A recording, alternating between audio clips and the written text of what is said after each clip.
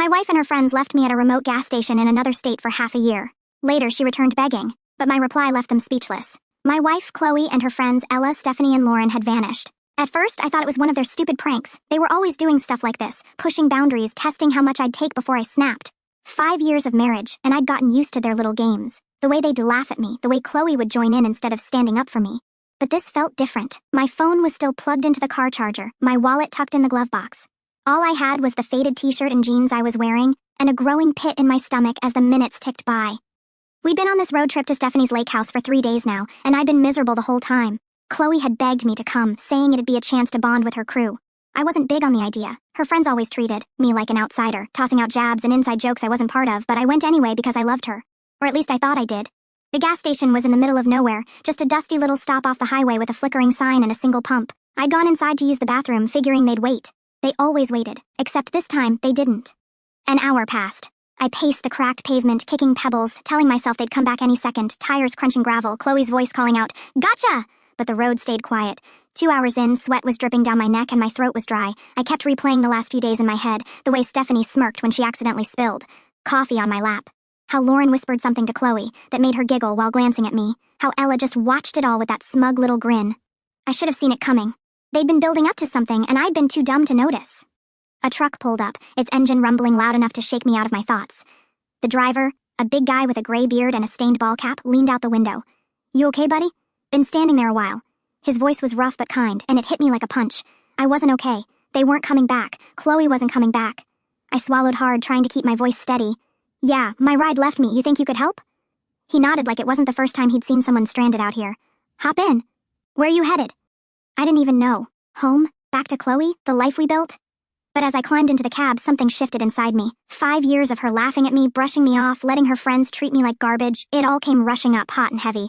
I stared out the window as the gas station shrank in the side mirror. The trucker didn't ask too many questions, just kept driving, humming some old country song. My hands clenched into fists on my lap. I could have borrowed his phone, called Chloe, demanded answers, but what would she say? It was a joke, babe.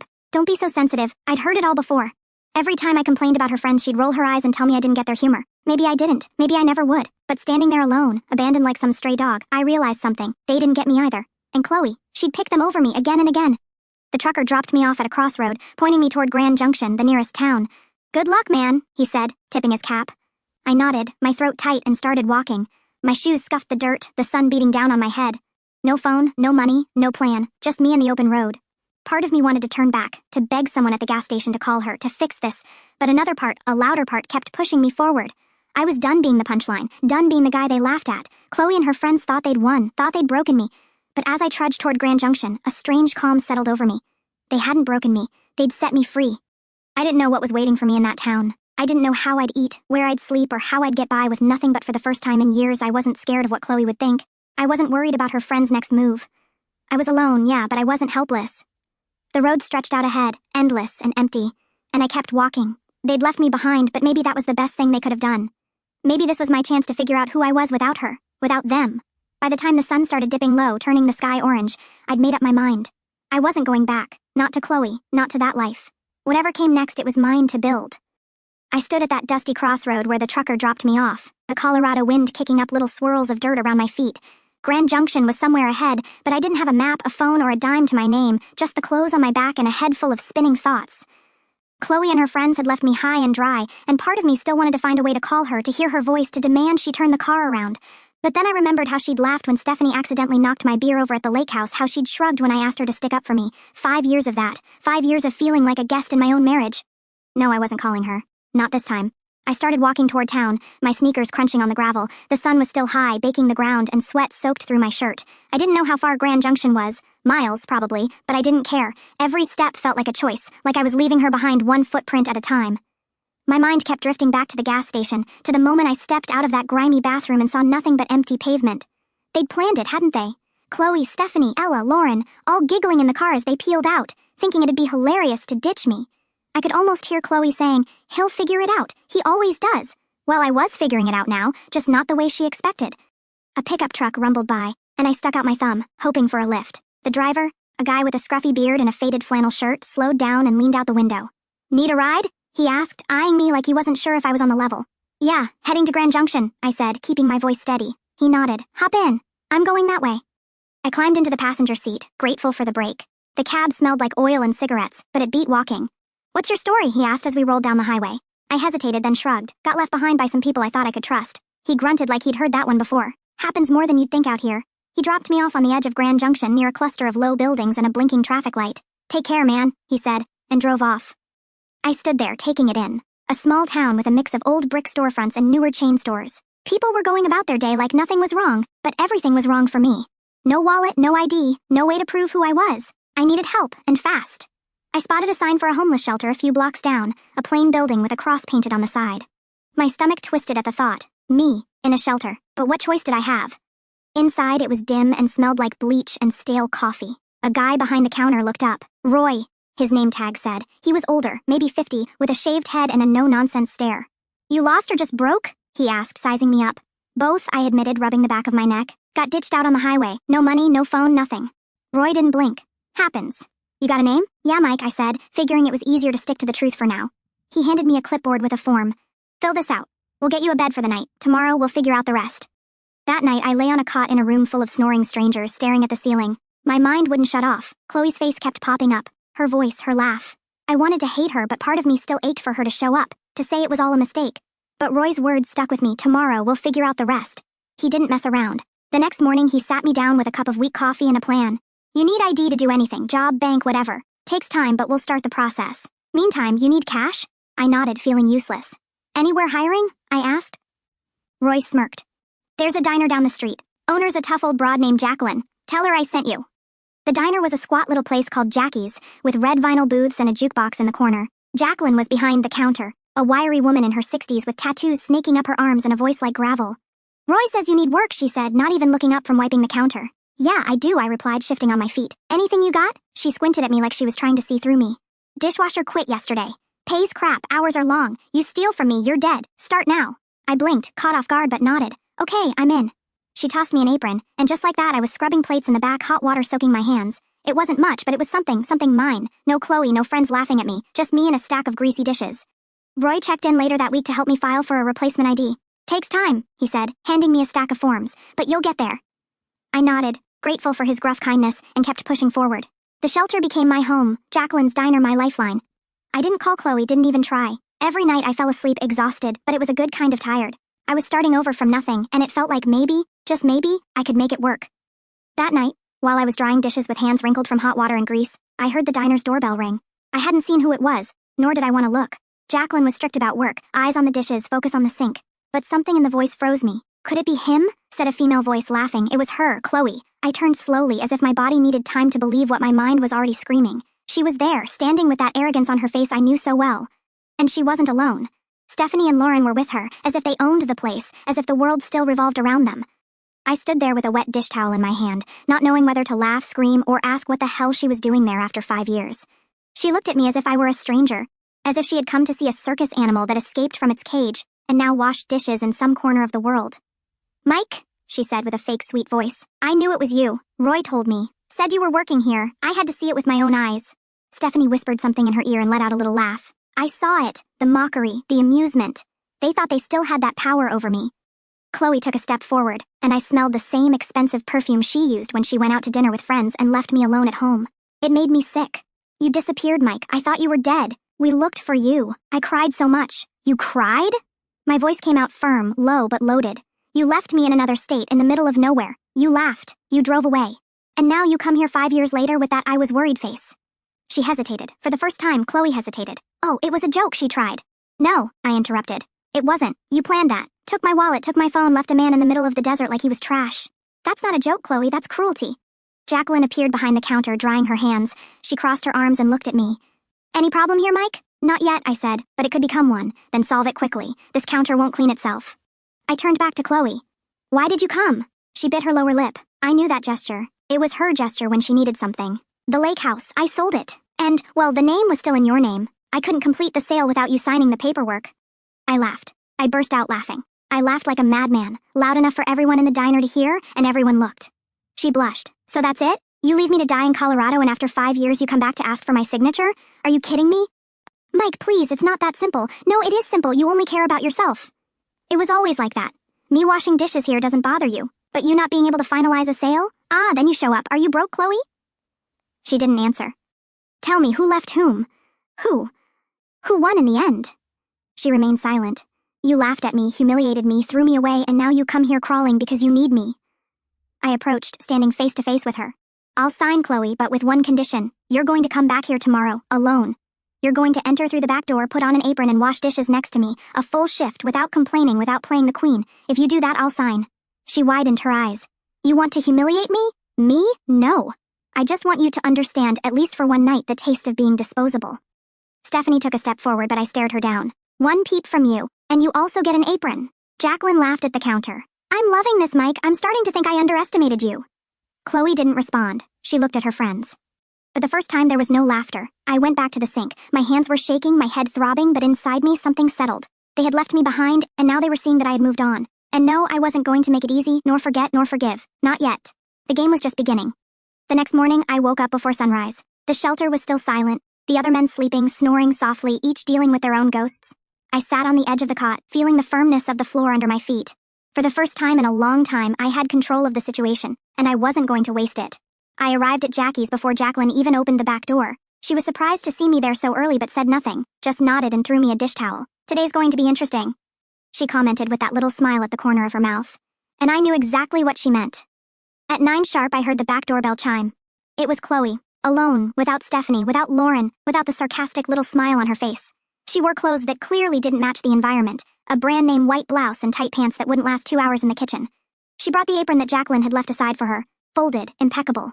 You came, I said, leaning against the sink, arms crossed. She hesitated before answering. I need your signature, Mike, and if this is your price, I'm here. It's not my price, I retorted. It's your lesson. She put on the apron without saying anything. I took her to the sink and explained how to separate the plates, where to put the glasses, how to change the hot water. The first 10 minutes were silent. Chloe didn't complain, but every time she dipped her hands in that greasy water, you could see the disgust stamped on her face. An hour later, the makeup had disappeared. Her hair was hastily tied up, her hands red. Jacqueline passed by us a few times, looking with that gleam of amusement in her eyes. You're doing well, princess, she let out. Chloe didn't respond. Another hour passed. The dining room filled up. The kitchen began to get unbearably hot. Shouts of food orders, dishes clashing, grease sizzling. Chloe tried to keep up but was slow. Every plate that slipped or broke made her shrink, and I watched, not with pleasure, but with justice. She started to tremble when Jacqueline yelled from the counter window, Hurry up with those utensils, Chloe! Lunch has already turned into dinner. I saw it, the moment when the bubble she lived in began to burst. I saw when she realized she wasn't in command. I saw when her pride began to crack. Why are you doing this to me? She asked in a whisper while scrubbing a tray with teary eyes. Do you really want me to tell you? I replied without stopping washing. She dropped the sponge, turned to me, and for the first time in 5 years Chloe cried for real, without acting, without drama, just her in the middle of a stuffy kitchen covered in soap and shame. I thought you would come back. I thought you would call. That I would apologize? Her voice failed. Apologize? I laughed bitterly. You left me with nothing in the middle of Colorado, Chloe. You and your friends laughed while you watched me disappear in the rearview mirror. That's not a joke. That's perversity. She fell silent. I was your husband. I loved you. I put up with your friends, your jokes, your coldness, and when you had the chance to show me I was important, you chose to laugh. I was an idiot, she whispered. Were? I asked. I don't know if you've changed, but this day, is just the beginning of what you deserve to feel, because I lived 5 years thinking I was trash, and now looking at you like this, I realize the trash was never me. The shift ended at 4 in the afternoon. Chloe took off the apron as if it weighed tons. Jacqueline gave her a pat on the back. You're still alive, rich girl! It wasn't that hard. Chloe followed me to the back where I kept my belongings in an old locker. She handed me the lake house, paperwork. Here it is. You need to sign here, here, and here. I took the pen and looked at her. Just one more thing, she raised her eyes. You're going to go home today and tell your friends what you did. You're going to tell them that you begged me for help, that you washed dishes, that you had to swallow your own pride, and you're going to say that I forgave you because that's what they'll hate most, knowing that you humiliated yourself and still came out defeated. Chloe paled. Why? Because forgiveness, Chloe, is the final humiliation, and because the best revenge is being happy without you. I signed the papers and handed them back. Without another word, I went back into the diner. Jacqueline looked at me with a crooked smile. Did you wash your soul today? Not yet, I said, but I started scrubbing. And so the game turned. And for the first time, she was the one who needed me. That night, after work, I walked to the shelter with hands still wet from soap and a mind seething. The words I exchanged with Chloe echoed in my ears like bitter music. I had won, in a way, but it wasn't a scoring game. It wasn't about numbers. It was about what I felt. And what I felt was anger. Roy was at the reception, as always, writing something in an old notebook. When he saw me enter, he raised his eyes. Busy day? I nodded, throwing my grimy backpack on the floor. She showed up. He wasn't surprised, just gave that corner smile he always gave when something made too much sense for his taste. And I didn't send her away. I made her wash dishes with me, a full shift. Roy let out a whistle, admiring. You're different, Mike. I'm tired of swallowing toads. I sat right there on the corridor floor, leaning against the wall, and stared at the ceiling for a moment. Roy sat next to me in silence, as if he knew I needed space but not solitude. What did she want? For me to sign the papers for the lake house. It was in my name. She couldn't sell it without me. And you signed after she got on her knees? Yes, literally. I wanted to see her world crumble, even if it was just for a few hours. Roy gave a light pat on my shoulder. The world doesn't return everything in the same coin, Mike. Sometimes it pays in installments. Stay alert. I kept that in my head for days. While I washed dishes, swept the floor, changed the soda tanks, Chloe disappeared again, but not from my mind. And that's when the unexpected happened. On a gray and muggy afternoon, Stephanie appeared at the diner alone with very high heels and a bitter expression. We need to talk, she said, taking off her sunglasses. Jacqueline didn't like trouble but seemed to understand that this was personal. Go to the back, Mike. If it's a fight, avoid getting blood on my kitchen. I leaned against the wall next to the freezer. Stephanie took off her coat, visibly nervous. That usual confidence, the same one she used to mock me for years, seemed absent. You humiliated Chloe, she began without beating around the bush. She humiliated herself. I just held the mirror. Stephanie glared at me angrily. She's been different since that day. She's locked herself up. She's crying. She says you destroyed her. Oh, poor thing. 5 years destroying others, and one afternoon was too much for her. Mike, she approached. Look, I don't like you. I never liked you, but you need to know that Chloe, she was diagnosed with depression. Seriously, she's taking medication. She's saying her life lost meaning after what you did. I gave a bitter smile. Funny. My life also lost meaning, Stephanie, when she left me to die on a forgotten road. But nobody showed up saying I had depression. Nobody cared. She shook her head, exhausted. I didn't come here to defend her. I came here because she's thinking about going to the police, saying you forced her to work against her will, that you coerced her to sign the papers. She's having a breakdown. That made me laugh. I burst out laughing. She wants to sue me for making her wash dishes? My God, what a joke. It'll be hilarious to see her explain that to the judge. Mike, listen, this could get out of control. Chloe is going too far. She doesn't know how to lose. I know, and now for the first time she lost. Stephanie hesitated. Look, I also thought it was funny what we did to you, the jokes, the games, but when I saw you there at the diner, sweaty, firm, in control of yourself, I realized you became someone none of us could bring down again. Did you come to warn me or apologize? She swallowed hard. That was difficult to hear coming from her mouth, both. Silence fell between us, and I saw in her eyes something I had never seen before. Regret. Tell Chloe that if she tries anything, I have proof. Witnesses, Jacqueline, Roy, and an entire city that saw me rebuild my life. She won't listen to you. Then she'll fall alone. Stephanie nodded, picked up her coat, and prepared to leave. Mike, she said, you deserve to be happy, man.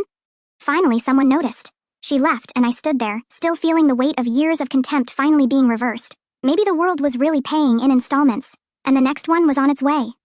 The news that Chloe threatened to go to the police didn't shake me as she probably expected. Actually, it gave me even more clarity about the type of person I had been married to for 5 long years. The type who causes trouble, disappears, reappears asking for help, and when she doesn't get what she wants the way she wants it, plays dirty. The next morning, I arrived at the shelter, and Roy was already waiting for me with a serious expression. He was holding an envelope in his hands.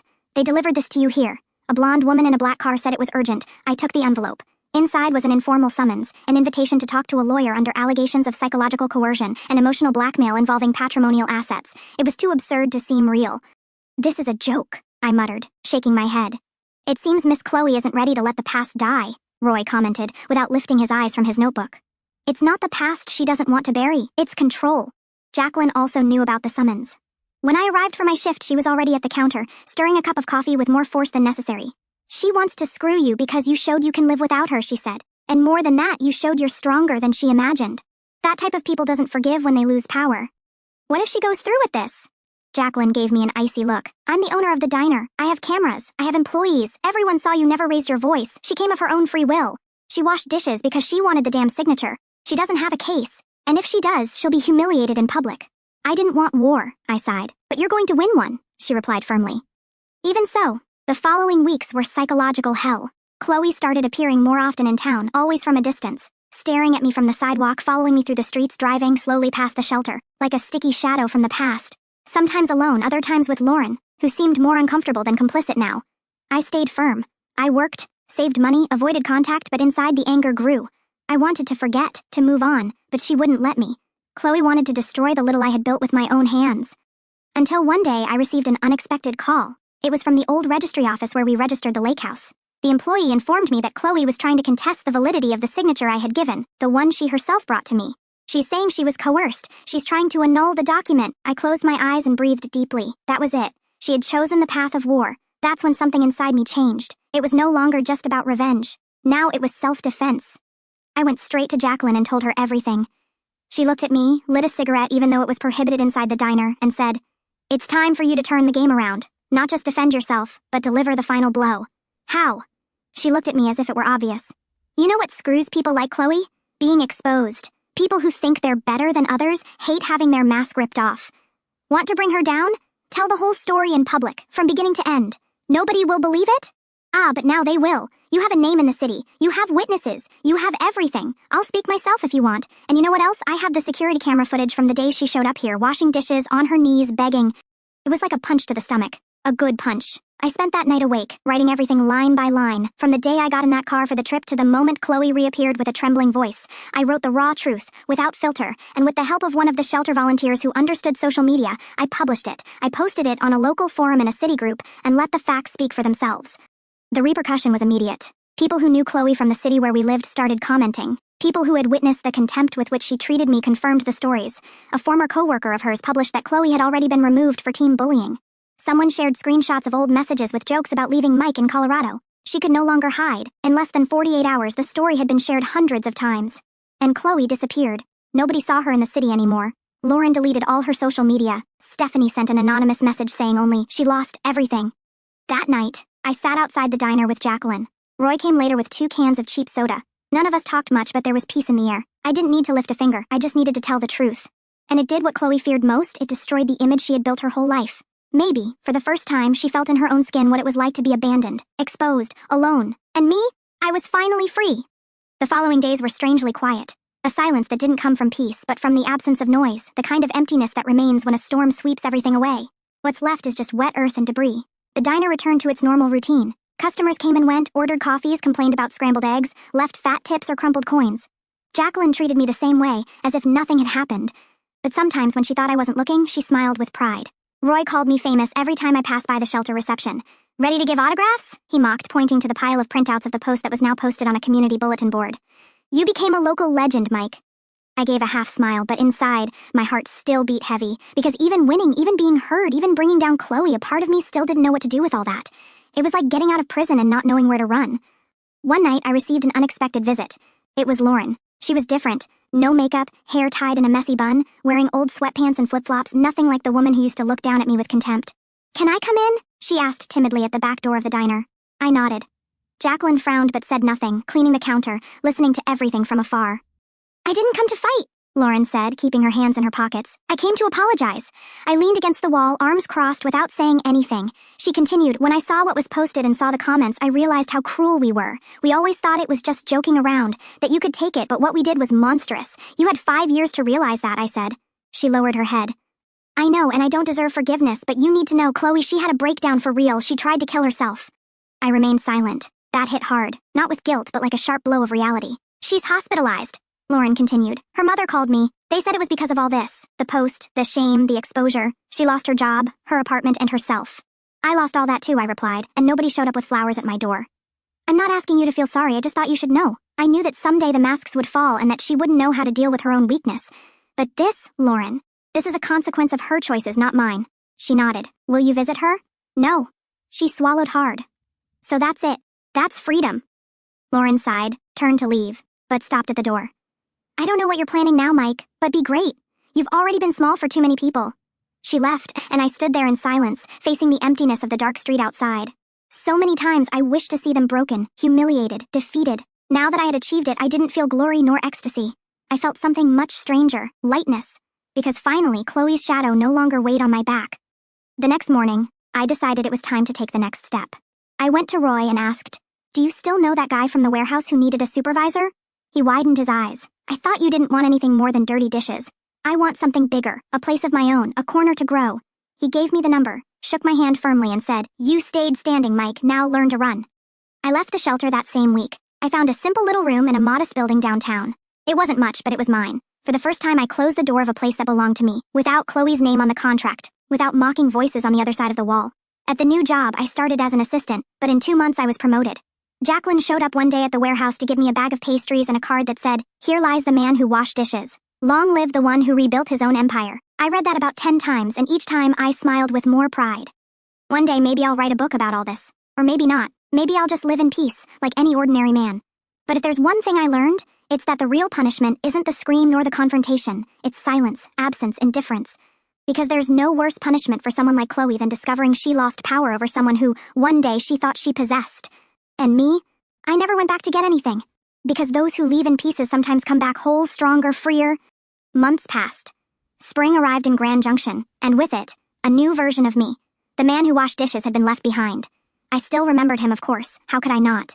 But now he was just a milestone, a turning point. I worked at the warehouse Monday through Saturday as team manager. I was respected. I had friends, people who greeted me with sincerity and not with condescension, people who asked how I was and really wanted to know. And at night when I locked the door of my modest apartment and sat down to dinner in silence, I felt something I had never felt during my entire marriage: peace. But the world is a cyclical place. And sometimes when you think you've left the past behind, it finds a way to knock on your door, not as a monster but as a whisper, something that tests you, that asks, "Did you really change?" It was on a gray Tuesday, almost no movement at the warehouse. I was organizing papers when the receptionist called me. "Mike, there's someone wanting to talk to you. She's waiting outside." I went to the entrance and stopped cold. It was Chloe's mother. She was older, of course, with more marked wrinkles, grayish hair, and the same haughty look she always had. But there was something different. Tiredness, perhaps, or regret. I didn't approach. I stood there, still, waiting for her to say why she came. "I heard about what happened," she said, "about the story, about what Chloe did to you." I nodded without saying anything. I didn't come to apologize for her. I know it wouldn't help. I just came to say that she left the clinic. The word clinic hit like an echo. I knew she had tried to kill herself, but I never sought to know more than that. It wasn't my burden. Not anymore. "And what does that have to do with me?" I asked. She breathed deeply. "She's empty. She doesn't have anyone anymore. The friends disappeared. Her father doesn't talk to her, and even so, she talks about you all the time as if she could still fix everything." "She can't," I replied firmly. "And if she wants to try, let her start by apologizing to the people who are no longer here to listen. To those who, like me, she destroyed and thought would never get up." Her mother nodded with teary eyes. "I just thought if you wanted to know. I don't want to." She lowered her head. "She lost everything and I gained myself. I took a step forward. That's enough." She left, and for the first time, I didn't keep mulling over the conversation. I didn't sleep badly. I didn't repeat phrases mentally. I just continued my day because that visit wasn't a new beginning. It was a period. That night, I sat on the balcony of my small apartment with a cheap beer and my feet resting on the small wall. The sky was clear, the city silent, and I smiled. I remembered Mike, lost on the Colorado road, thirsty, afraid, waiting to hear the tires coming back. He didn't come back, and thank goodness, because the man who was waiting would never have been strong enough to get this far. I learned later that Chloe moved far away, that she tried to start over in another state, that she changed her last name, changed her look. Maybe she was trying to erase everything, but there are things you don't erase. There's karma you carry. The last time I heard about her, someone mentioned she was working as a receptionist at an aesthetics clinic. Nobody could say if she was well, and honestly, I didn't want to know. She had her chance, many, and she chose to laugh while I sank. What she felt now was hers. And as for me, I rebuilt, brick by brick, without hurry, without a stage, without needing approval. My name now meant something, and that Chloe can never erase. Never. True strength wasn't in breaking her down, but in building myself up. That's the end of my story. Now I want to ask you, in the end, am I the asshole? Or not?